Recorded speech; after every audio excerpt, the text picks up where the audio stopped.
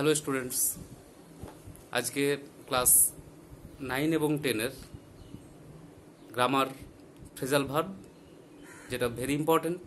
প্রতি বছর প্রতি কোয়েশ্চেনে 9-এর প্রতি ইউনিটে, ফাইনালে এবং 10-এর টেস্ট, ফাইনাল সব কিছুতেই আসে। 4 মার্কস, 4 নাম্বার আসবে অথবা 3 নাম্বার আসে। তবে ফ্রেজাল ভার্ব এর জন্য কিন্তু কোনো কিছু নিয়ম নেই, এটা পুরোপুরি মুখস্থ করতে হবে। লিস্ট অফ ফ্রেজাল ভার্বটা তোমাদের ঝাড়া মুখস্থ থাকতে হবে। শুধু মুখস্থ করলেই 3 নাম্বার কনফার্ম, এবং এই নাম্বারটা ছেড়ে দেওয়াটা একেবারে ভুল হবে।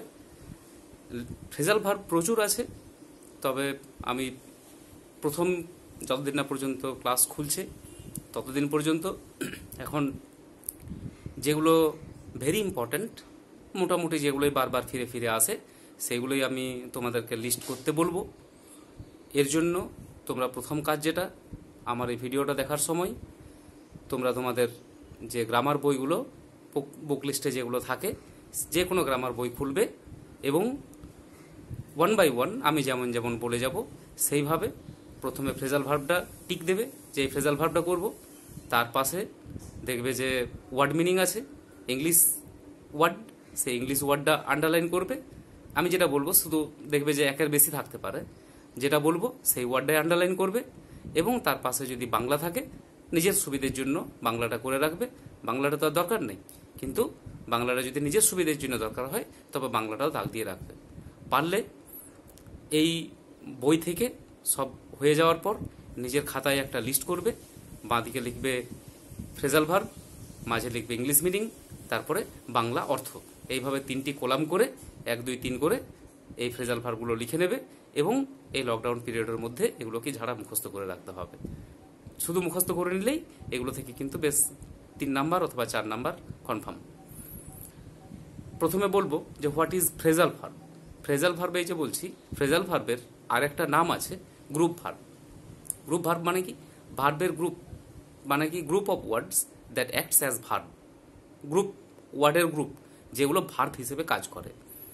যেমন এক্সাম্পল আমি বলছি, যেমন ধরো গিভ হচ্ছে একটা ভার্ব, গিভ, তো গিভ হচ্ছে দেওয়া, কিন্তু তার সঙ্গে আরেকটা প্রিপোজিশন লাগাবো আমি, মানে একটা ভার্ব তার সঙ্গে আরেকটা প্রিপোজিশন, দুটো মিলে যে একটা নতুন ভার্ব কিন্তু ক্রিয়েট হবে। সেখানে প্রিপোজিশনটা তার অ্যাক্টিভিটি থাকবে না। গিভ আপ, তবে গিভ হচ্ছে ভার্ব, তার সঙ্গে প্রিপোজিশন লাগিয়ে দিলাম up, give up. Give up মানে এখানে কিন্তু না ভার্ব না প্রিপোজিশন কোনোটিই কিন্তু নতুন ফ্রেজাল ভার্বের যে মিনিং, সেই মিনিং তার এই ভার্বের উপর ডিপেন্ড করবে না। গিভ আপ মানে কি না, লিভ, ত্যাগ কর। গিভ ইন, তবে give in, give verb, in হচ্ছে প্রিপোজিশন, তবে গিভ ইন যখন হয়ে যাবে তখন তার মানে হয়ে যাবে সারেন্ডার। তবে বুঝতেই পারছো যে এখানে কোনো নিয়ম কিন্তু কাজ করবে না। এক্ষেত্রে মুখস্থ করা ছাড়া কোনো গতি নেই।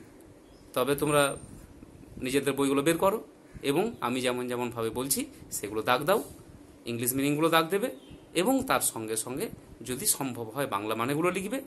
সবগুলো দাগ দেওয়া হয়ে গেলে পরে খাতায় কপি করে প্রতিদিন 5টা 10টা করে মুখস্থ করে এটাকে রেডি করতে হবে।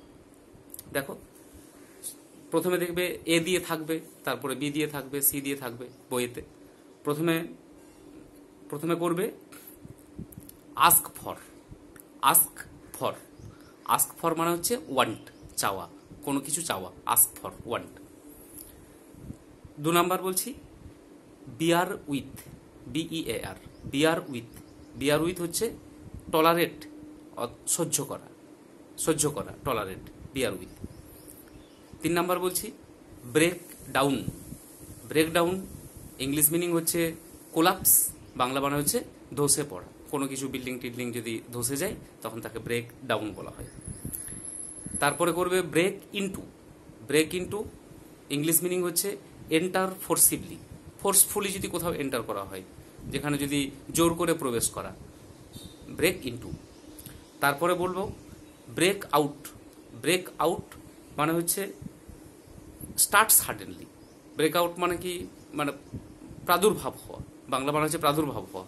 হঠাৎ কোনো কিছু যদি ছড়িয়ে পড়ে অথবা স্টার্ট হয়ে যায়, শুরু হয়ে যায়, তখন ব্রেক আউট।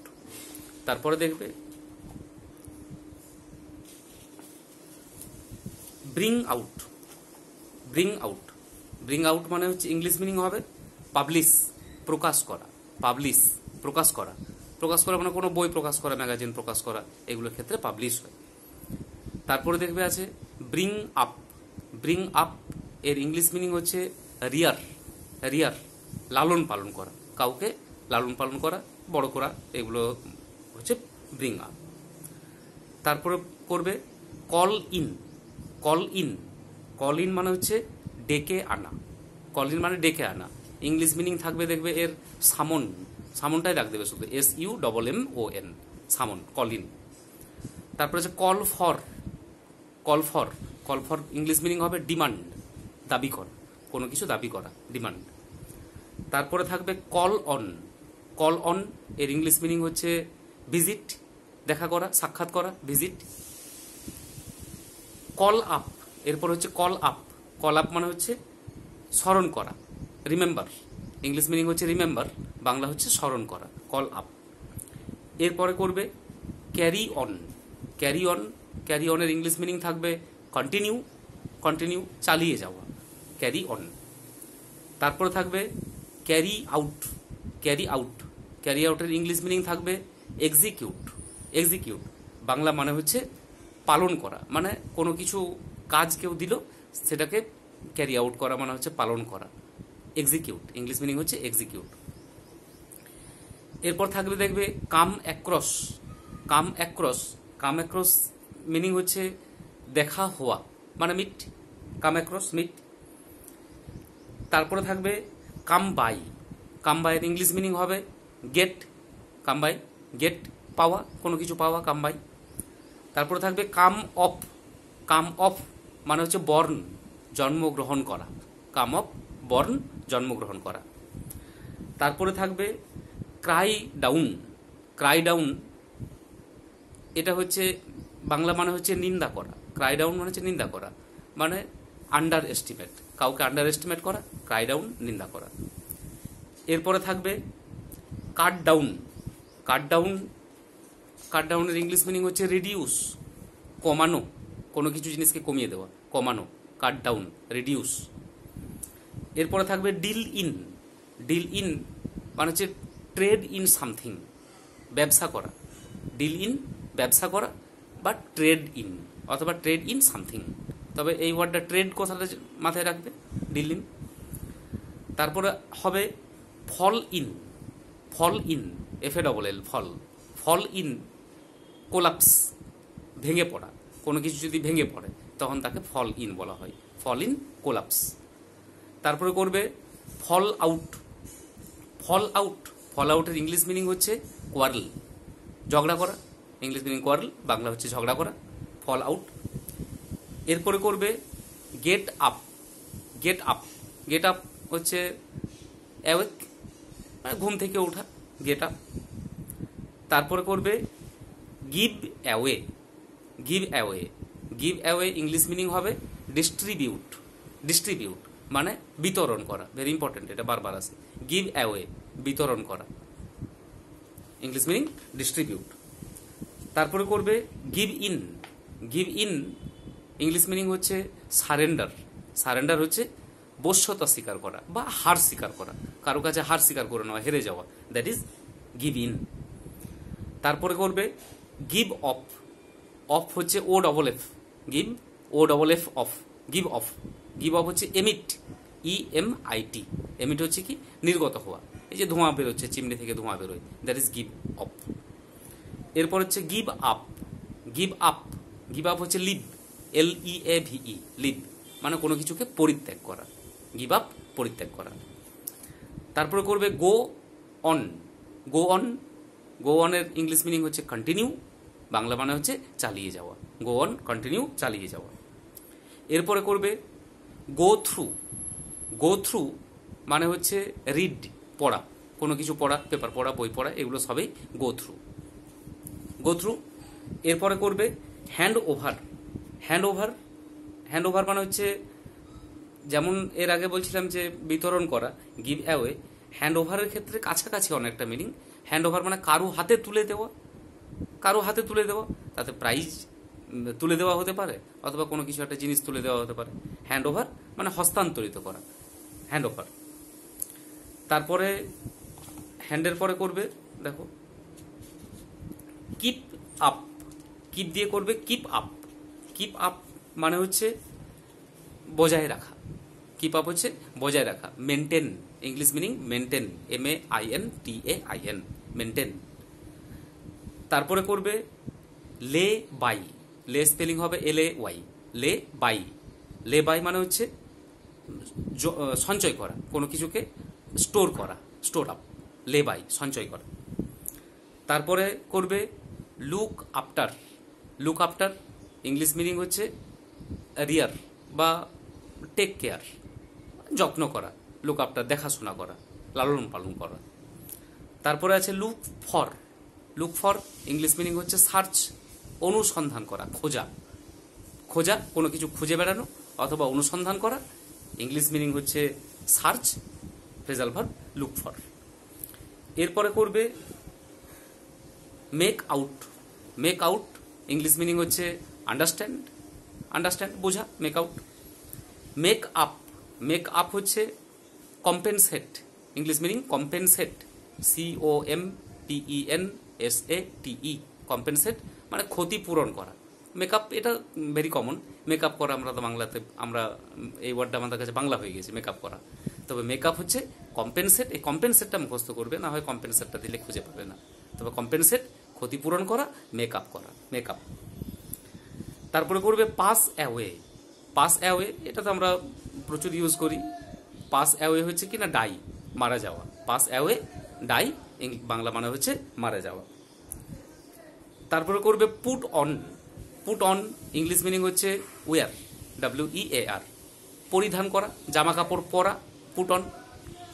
পুট অনের পরে করবে put out. Put out very important, দেখবে ইংলিশ মিনিংটা একটু বড়। এক্সটিংগুইশ, EXTINGUISH, এক্সটিংগুইশ, নেভানো মানে লাইট নেভানো, ল্যাম্প নেভানো, তবে এগুলো হচ্ছে এক্সটিংগুইশ। পুট আউট আগুন নেভানো হতে পারে। তারপর run after. Run after English meaning হচ্ছে চেজ। চেজ মানে কি না তাড়া করা অথবা পিছু ধাওয়া করা, রান আফটার চেজ, পিছু ধাওয়া করা। তারপর করবে রান ওভার। রান ওভার হচ্ছে চাপা দেওয়া। চাপা দেওয়া মানে কি না গাড়ি যদি কাউকে চাপা দিয়ে দেয়, রান ওভার, রান ওভার চাপা দেওয়া। তারপরে করবে সি অফ, SEEC, সি আর অফ হচ্ছে OFF, অফ। সি অফ মানে হচ্ছে বিড গুড বাই, কাউকে বিদায় জানানো, বিড সামওয়ান গুড বাই, কাউকে যদি বিদায় জানানো হয় তখন সি অফ বলা হয়। তারপরে করবে set in. Set in, set ইনের বাংলা মানে হচ্ছে শুরু হওয়া, মানে স্টার্ট। সেট ইন স্টার্ট, ওই যে বৃষ্টি শুরু হওয়া অথবা কোনো কিছু শুরু হওয়া, সেগুলো হচ্ছে সেট ইন, অথবা সামার শুরু হওয়া, উইন্টার শুরু হওয়া, এগুলোর ক্ষেত্রে সেট ইন ইউজ করা হয়, সেট ইন। তারপরে করবে সেট আউট। সেট আউট এর মানে হচ্ছে এটাও স্টার্ট, কিন্তু এটা জার্নির ক্ষেত্রে ইউজ করা হয়। সেট আউট মানে স্টার্ট এ জার্নি, কোনো যাত্রা শুরু করা, মানে he set out for Mussoorie, he set out for Kolkata. তবে সেট আউট মানে start journey, English meaning start journey, Bangla হচ্ছে যাত্রা শুরু হওয়া। তারপরে করবে সেট আপ। সেট আপ হচ্ছে establish, English meaning establish, ESTABLISH, establish মানে স্থাপন করা, কোনো কিছু স্থাপন করা, মানে একটা মূর্তি স্থাপন করা অথবা একটা মন্দির স্থাপন করা, এগুলো হচ্ছে সেট আপ। তারপর হচ্ছে take after. Take after very important. Take after English মিনিংটা হচ্ছে রিসেম্বল, RESEMBLE, রিসেম্বল মানে কি সদৃশ হওয়া অথবা মিল থাকা, মানে যেমন মায়ের সঙ্গে ছেলের মিল আছে অথবা দুই বন্ধুদের চেহারার মিল আছে, তবে সেগুলোকে বলা হয় কি সদৃশ থাকা, মিল থাকা, ইংলিশ মিনিং হচ্ছে রিসেম্বল, ফ্রেজাল ভার্ব হচ্ছে টেক আফটার। তারপরে টেল আপন। টেল আপন, TELL, টেল, টেল আপন এর মানে হচ্ছে এফেক্ট, ক্ষতি করা, এফেক্ট, ইফেক্ট নয় কিন্তু, AFFECT, এফেক্ট মানে ক্ষতি হওয়া, মানে যেমন স্মোকিং এফেক্টস আওয়ার হেলথ, তবে সেক্ষেত্রে হবে স্মোকিং টেলস আপন আওয়ার হেলথ, ক্ষতি করে যা, টেলস আপন মানে হচ্ছে ক্ষতি করে, এফেক্টস। তারপরে আছে turn down, turn down TURN, turn down, turn down English meaning হচ্ছে রিজেক্ট, রিজেক্ট বাংলা মানে হচ্ছে প্রত্যাখ্যান করা, প্রত্যাখ্যান করা, রিজেক্ট। তারপরে করবে টার্ন আপ, টার্ন আপ মানে হচ্ছে TURN, turn up, turn up হচ্ছে প্রেজেন্ট মানে উপস্থিত হয়ে যাওয়া, হাজির হওয়া, উপস্থিত হওয়া, টার্ন আপ। জাস্ট এগুলো তোমাদের বইয়ে দাগ দেও, লিখবে, এবং মুখস্থ করাটা সব থেকে বড় কাজ। এটা কেউ কারো হয়ে করে দিতে পারবে না, বোঝানোর কিচ্ছু নেই, বুঝে যাওয়ার কিচ্ছু নেই। শুধুমাত্র শেষে আমি আরও দুটো কথা বলবো। এইগুলো কিন্তু শুধুমাত্র আমি যেগুলো দাগ দিতে বললাম অথবা খাতায় লিখতে বলছি সেগুলো সবে প্রেজেন্ট ফর্মে আছে। পরীক্ষায় যখন পড়বে তখন ওয়ার্ডগুলো থাকে এবং উপরে একটা লিস্ট থাকবে, ফ্রেজাল ভার্বের লিস্টও দেওয়া থাকে, ম্যাচিং করতে হবে কোনটার সঙ্গে কোনটা। কিন্তু যেটা যে ফর্মে থাকবে, লিস্টে যে ফ্রেজাল ভার্বগুলো থাকে সেগুলো সবই কিন্তু প্রেজেন্ট ফর্মে দেওয়া থাকে। মানে থাকবে যেমন গিভ ইন, গিভ ইনেই থাকবে, কিন্তু যেখানে ওয়ার্ডসগুলো থাকবে সেখানে থাকবে সারেন্ডার্ড, সারেন্ডার্ড আছে মানে পাস্ট ফর্মে আছে, তখন কিন্তু গিভ ইন হবে না, তখন করতে হবে গেভ ইন, গেভ ইন করতে হবে। মানে যেমন যেমন টেন্সে আছে সেই হিসাবে টেন্সটাকে পাল্টে নিতে হবে। যদি ভার্বের সঙ্গে এস থাকে তবে ফ্রেজাল ভার্বের সঙ্গে এস লাগবে, যদি পাস্ট থাকে তবে পাস্ট লাগবে, যদি পাস্ট পার্টিসিপেল থাকে তবে পাস্ট পার্টিসিপেল থাকবে। কি করে বুঝবে পাস্ট পার্টিসিপেল আছে না পাস্ট আছে? এটা বুঝবার জন্য হচ্ছে কি, দেখবে যে তার আগে হ্যাভ হ্যাজ আছে কিনা, যদি হ্যাভ হ্যাজ থাকে তবে পাস্ট পার্টিসিপেল ফর্ম। যাই হোক, এগুলো পরে কিন্তু প্র্যাকটিস করতে করতে হয়ে যায়। আসল কাজ হচ্ছে মুখস্থ করা, সেই মুখস্থ করা কাজটা তোমাদের প্রথমে করে নিতে হবে। মুখস্থ হয়ে গেলে বাকিগুলো সব ঝরঝর করে করা যাবে। ভেরি ইম্পর্টেন্ট, এটুকুই থাক। তোমরা আশা করব যে তোমরা এগুলো সবাই রেডি হয়ে যাবে, রেডি হয়ে নাও। যদি কারো কিছু অসুবিধা থাকে কমেন্ট বক্সে কমেন্ট দিতে পারো।